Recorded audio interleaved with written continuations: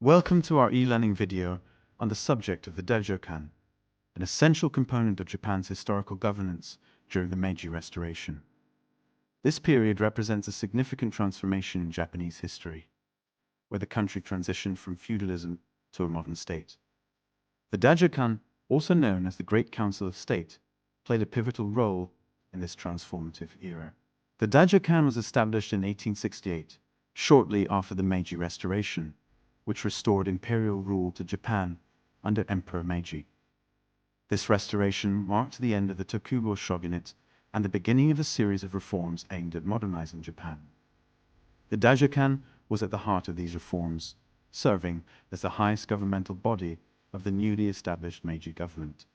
The structure of the Dajokan was influenced by both traditional Japanese and Western governance models.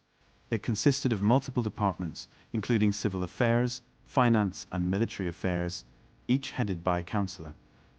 At the top of the Dajokan were the great counselors, who advised the emperor and had significant influence over the direction of government policy. One of the Dajokan's primary functions was to oversee the implementation of the Meiji government's ambitious reform agenda. This included the abolition of the Han system, which was the feudal domain structure of Japan, the establishment of a modern conscript army, the creation of the new land tax system, and the promotion of industrialization. These reforms were crucial in transforming Japan from a feudal society into a centralized, modern state capable of competing with Western powers. The Dajokan also played a key role in drafting the Meiji Constitution, which was promulgated in 1889.